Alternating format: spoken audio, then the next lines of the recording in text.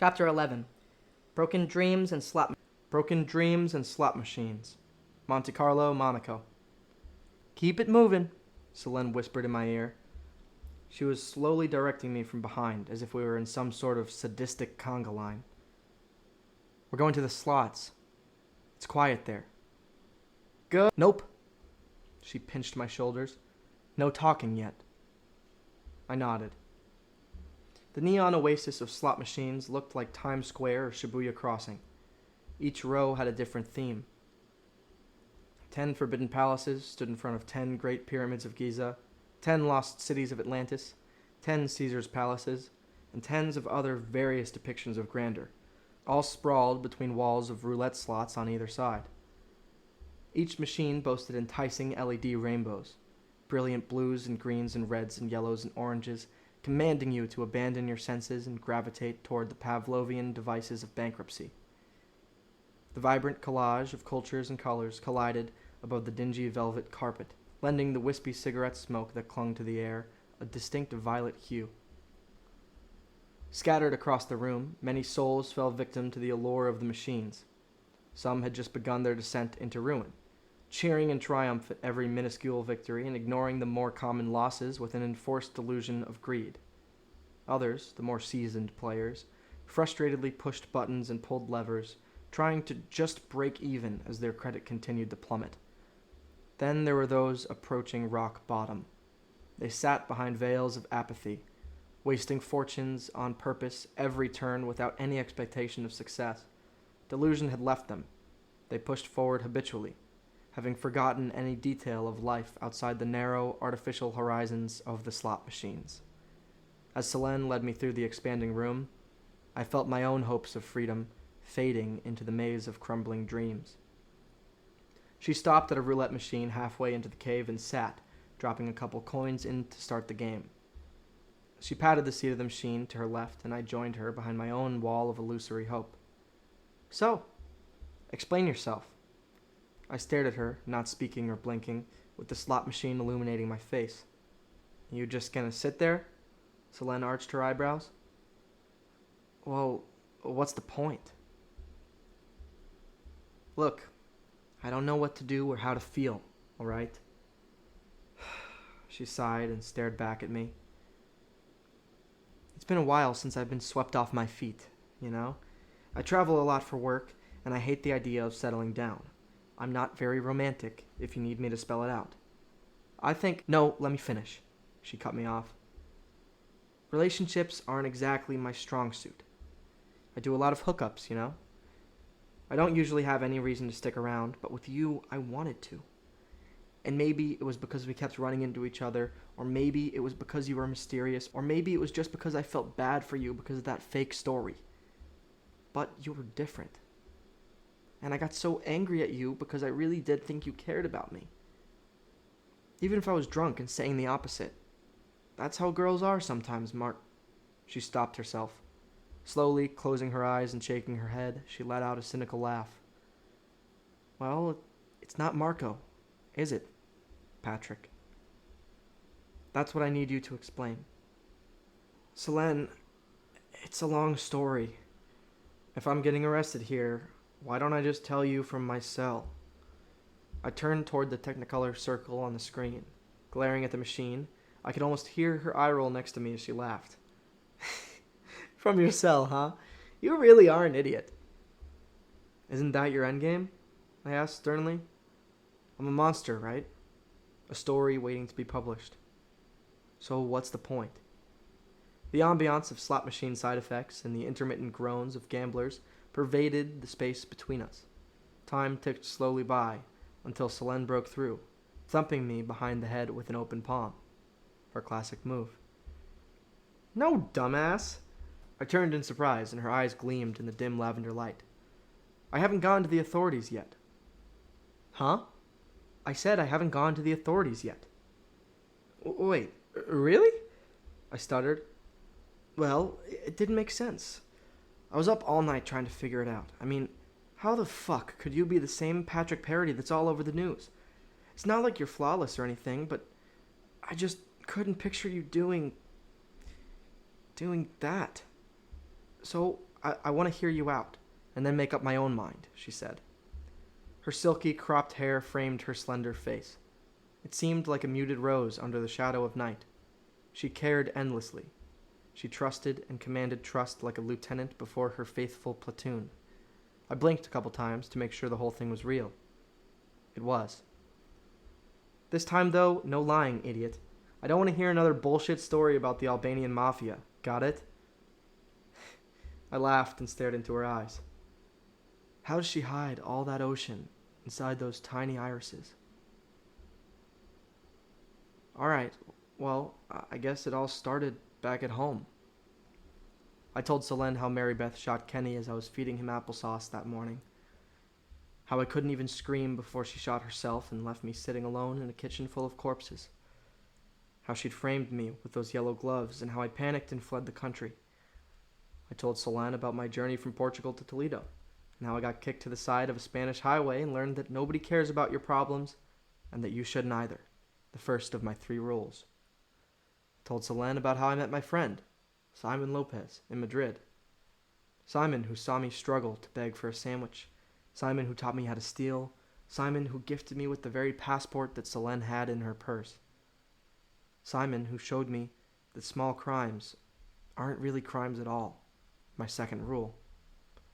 I told Selene about the girl I met in Marseille who poured my stolen beer out in the harbor. The girl who took my breath away. The girl who challenged everything I'd learned since I started running. The girl who made me want to stop running and start sailing. The girl who believed that caring for others was what gave this life meaning.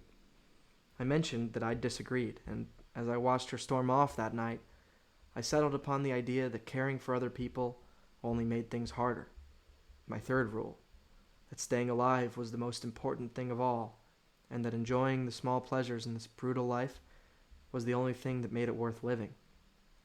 I told Selene about how I ran into the same girl again in Nice, and how I told her my name was Juan Marco Dedos, and how I wanted so badly to tell her everything but didn't, and how I asked her to come with me to Monaco just so that I could be with her a little bit longer, and how every moment since then all I'd wanted to do was board a ship and sail away with her by my side.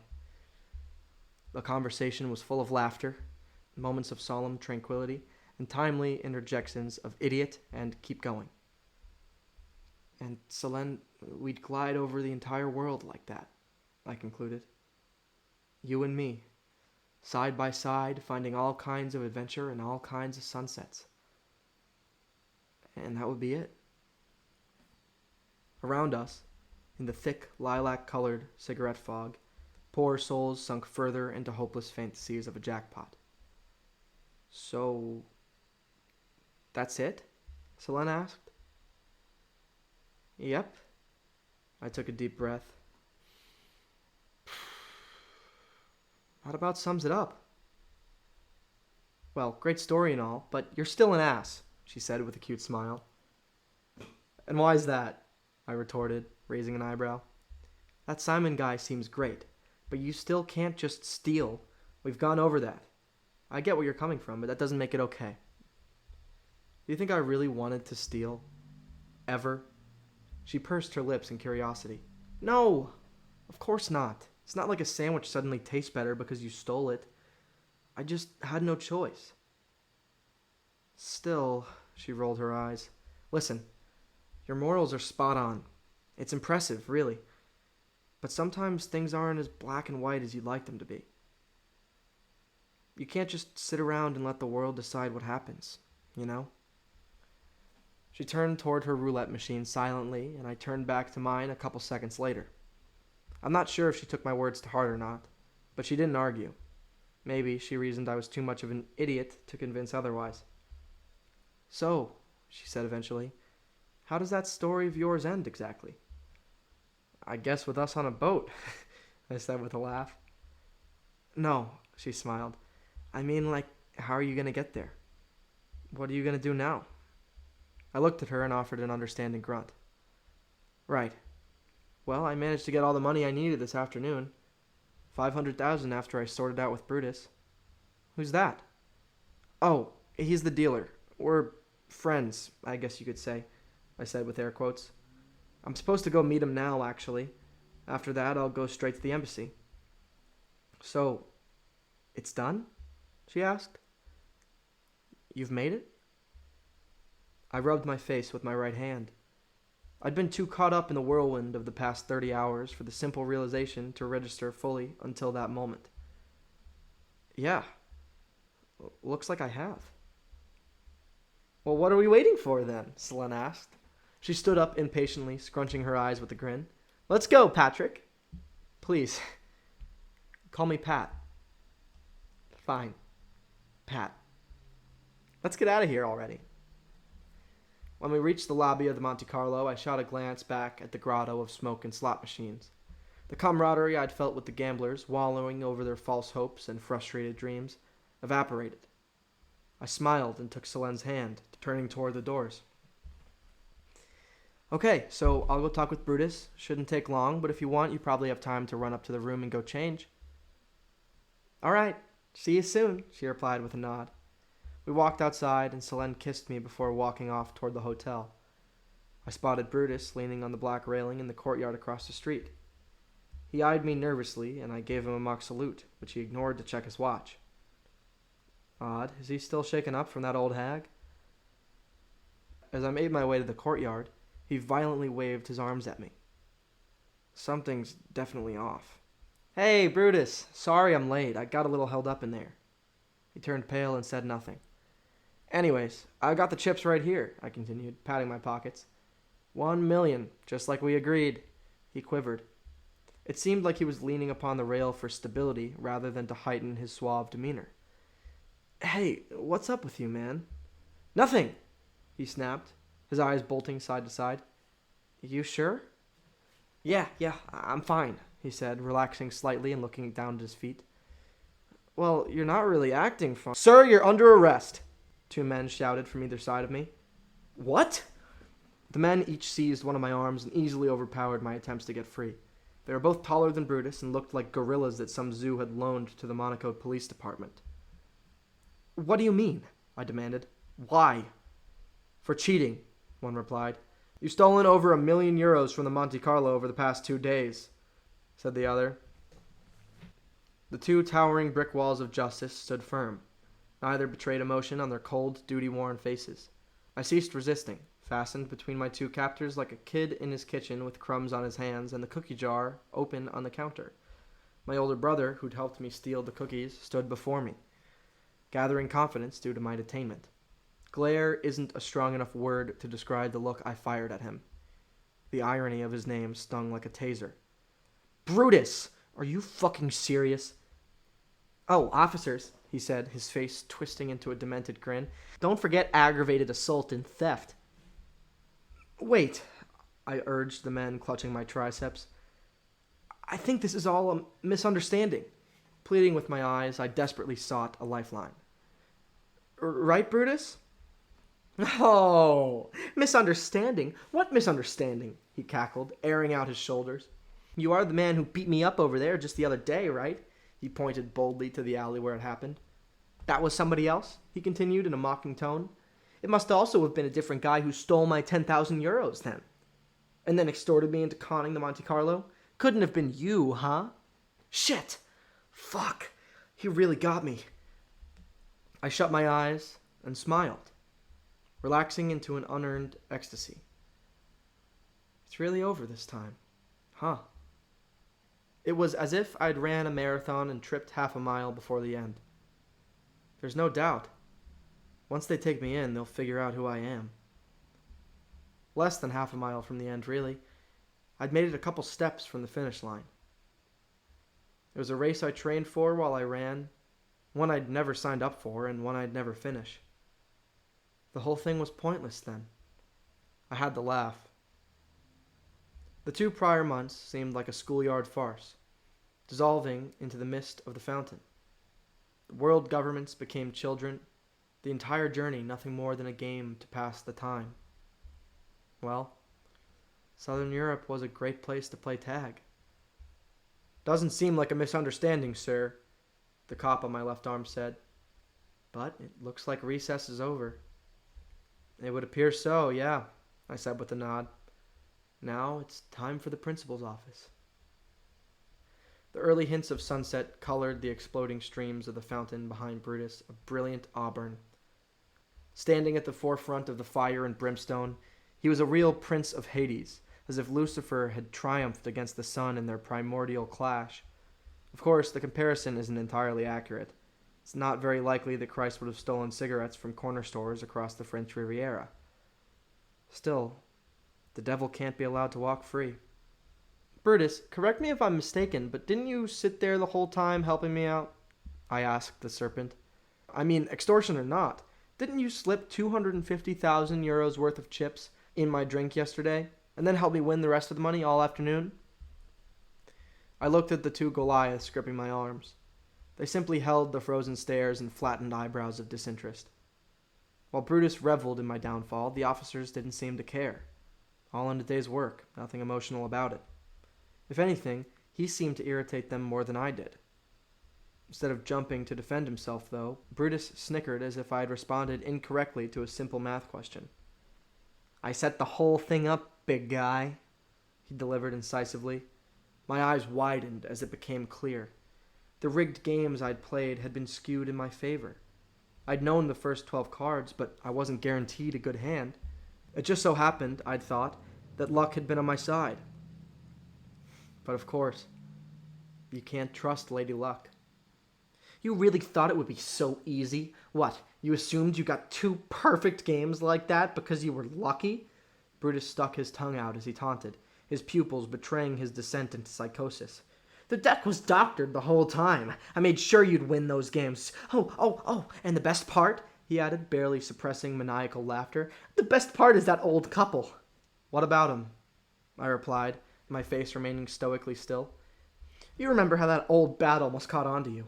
She was in on it too. Colette Valentine, the owner of the Monte Carlo. Her drunken husband was there too, of course. She drags him everywhere like a dog, lets him burn away an allowance of $750,000 a week on 21 and slot machines. My jaw dropped. Brutus ejected a mass of spit in front of my feet and looked at me savagely. His pointed eyebrows and warped mouth pulled each other closer with god-tier gravitational force, suffocating his eyes and cheeks in layers of wrinkles. I could offer nothing except an airy laugh. So basically, I was fucked from the start. Of course! You think you can just do what you did to me? You didn't know who you were messing with, hotshot! He screamed, saliva leaking from the corners of his mouth like a rabid dog. From the time Simon told me about the El Dorado of the Italian embassy, everything had been bent by its promise of ultimate freedom. I mean, a shield that can ensure the protection of mafia leaders with body counts equaling the population of small villages would easily be enough for me and my small double homicide.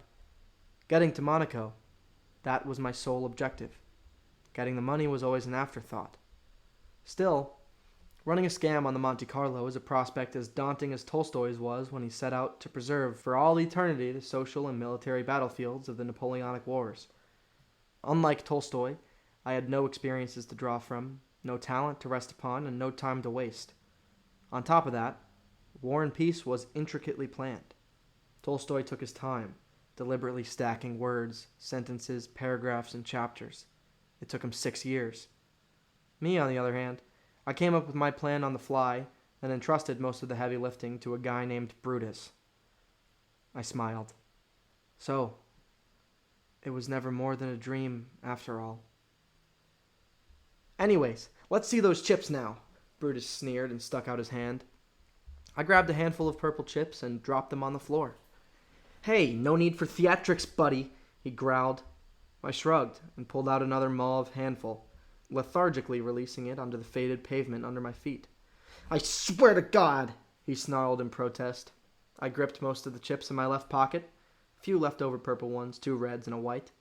I held them in front of my chest for a moment, before spilling them onto the sidewalk like the others. You think this is some kind of game? Brutus heatedly questioned. I pulled the last chip from my right pocket and stared at it carefully. This is kind of fun. I picked up my eyes and gazed snootily at Brutus before ceremoniously offering him the chip like I was a priest. The body of Christ. Stop acting so high and mighty, he snapped. No, you're supposed to say, Amen. He snatched the chip out of my hand. "You're a dirty crook and you're going to rot in jail for a long time." Huh. You've got no idea, buddy. "If you're done explaining your whole master plan or whatever, I think we're done here," said the giant stationed at my right arm. The pair seemed bored, albeit slightly amused. "No, wait a minute." Brutus huffed and stomped his feet. His eyes spun like pinballs under his blistering temper. The officers looked curiously at the card dealer. "Yeah?" the titan on my left asked. Brutus stuttered incoherently, trying to formulate his reasoning. I'm sure he wanted the satisfaction of my despair. He wanted me to get on my knees and kiss his bony toes and beg him for mercy, and he wanted to kick me in the ribs while I did. Not gonna happen. "Oh, well, it's just that, see, He wants me to cry for him." I laughed. "That's it. Right, buddy?" He glared at me, and the officers both chuckled. It's always easy to laugh at an asshole, even when you're laughing with a criminal. Brutus clenched his fists, seething and speechless. I raised an eyebrow and stared him down, arms still tightly sealed in the officer's superhuman grasp. "Go ahead and take me already," I said. "All right," the officer on my right replied. "Thanks for your help, sir," he added with a nod towards Brutus. Brutus turned his nose up, and I directed my gaze behind him, allowing the fountain's glory to wash over me for a final time. The mirror in the center depicted a man with dignity and defeat. No hellfire or godly eminence. No connection to Olympus or the Spanish throne. Just me. I'm okay with that. I'd fought with all my ability and lost. I was never going to win anyhow. In a way, it was a happy ending.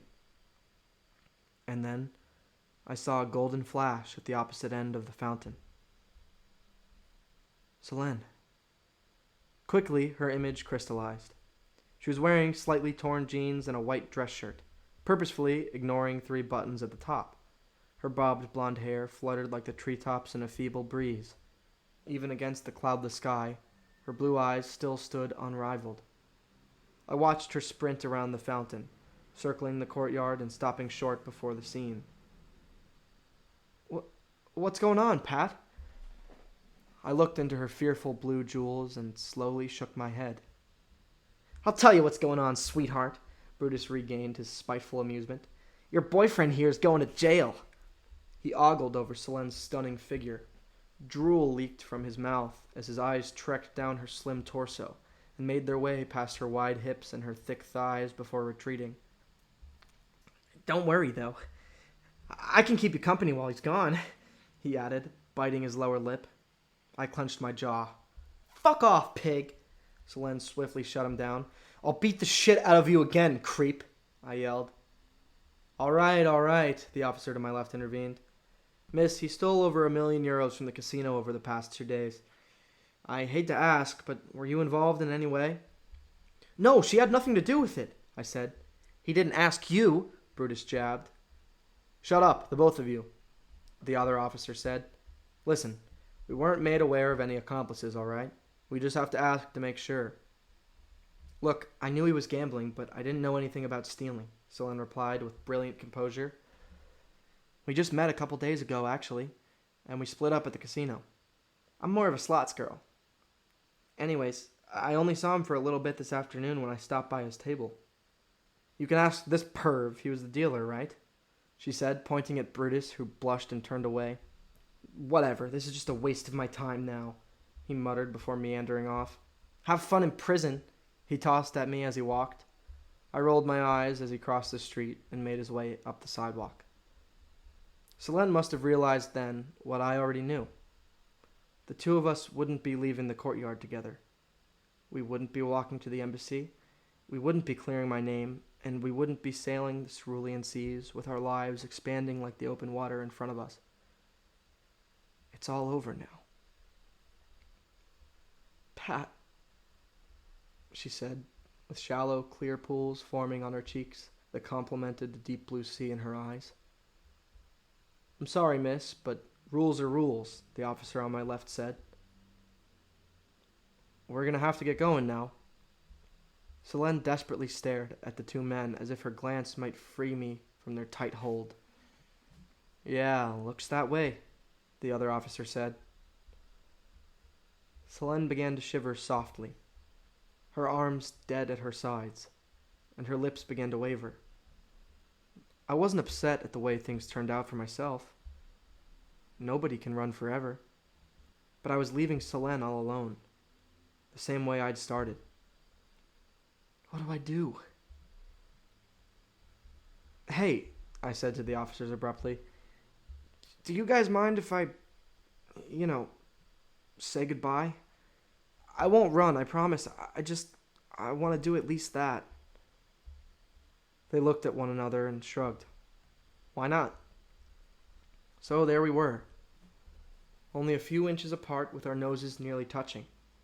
But then, I don't know if she'd ever been farther away. She's about as tall as me, huh? Never noticed that. I lost myself in her watery gaze. Seconds, minutes. It felt like a lifetime. I'm thankful that I got to have that, if nothing else.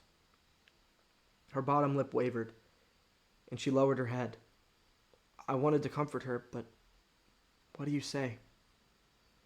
About to cry myself, I shut my eyes and heard her whisper, "Don't go." A jolt. Two trembling arms wrapped behind my back as tightly as they could. Mine hung limp in the air, numbly regaining their senses before slowly moving to rest on her back. Standing in the faint mist of the fountain under the smiling summer sun, I hugged her, Selene Stella, for the last time.